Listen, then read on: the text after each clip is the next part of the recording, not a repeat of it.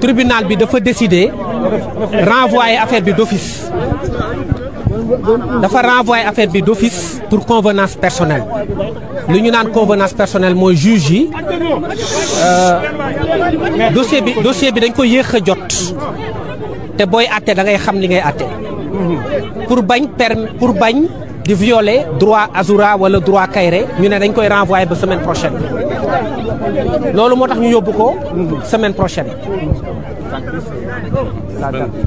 le 22 mai léegi ci kaw loolu yoon dafa ne bu fekkee ni dañu renvoyer benn affaire avocats yi am nañ droit demander liberté provisoire ci kaw loolu man maître Abdinar Ndiaye mii maître Brice Silva mii maître Ciré Clédor Ly ak maître Saïd Larifou ak ñëpp ñu ànd ak ñun ñëw demander liberté provisoire boobu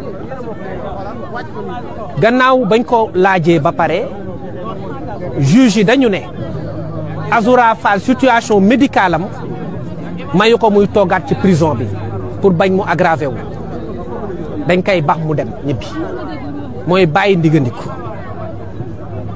Kairé nag dañ koy téye ba le 22 mai ñu àtte leen ñoom ñaar ñëpp loolu moo tax donc dañ ko may liberté provisoire Azoura Kairé day toog ba semaine prochaine incha allah ñëpp toog ñu àtte leen.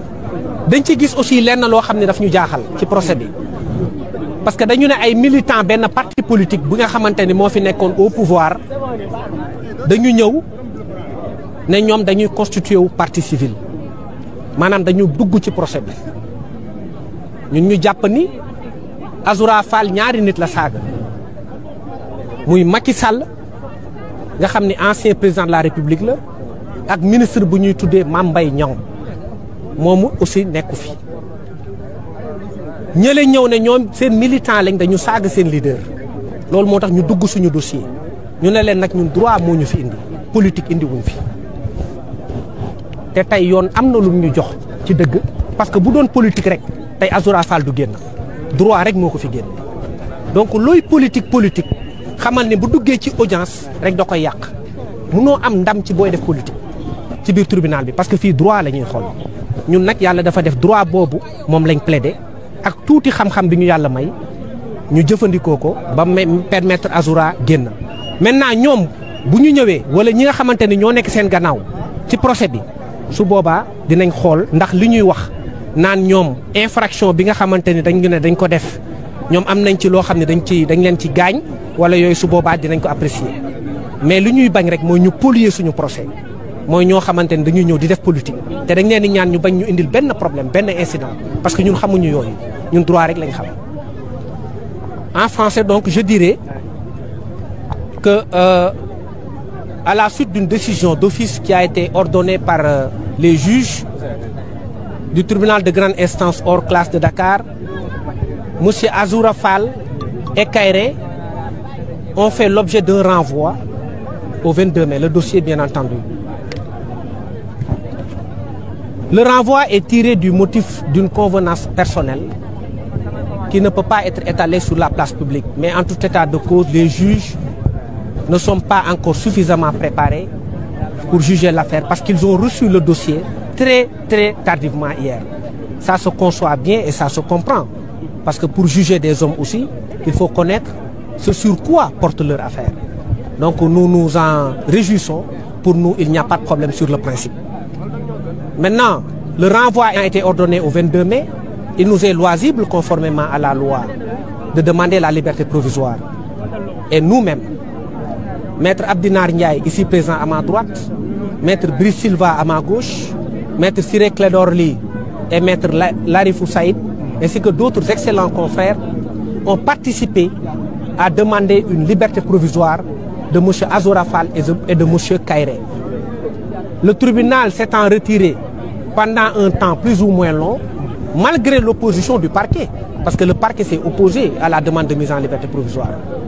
Le tribunal a passé outre et a ordonné la liberté provisoire de M. Azoura Fall, qui avait un dossier médical très parlant, qui avait été produit depuis l'enquête préliminaire. Azoura Fall a été mis en liberté provisoire et Kairé maintenu jusqu'au 22, date à laquelle ils seront tous les deux jugés et feront face à leurs juges. Ce qui nous a gênés dans l'affaire, c'est la présence d'un cheveu dans la soupe. Parce que nous ne faisons pas de la politique. Nous faisons du droit. Des militants d'un parti politique se sont incrustés à notre affaire pour dire qu'ils se constituent partie civile. On ne les connaît pas.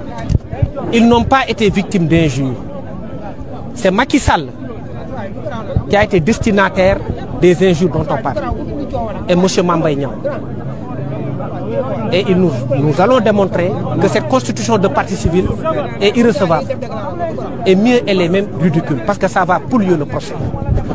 Nous ne tomberons pas dans le piège de la politisation, nous resterons sur le terrain du droit.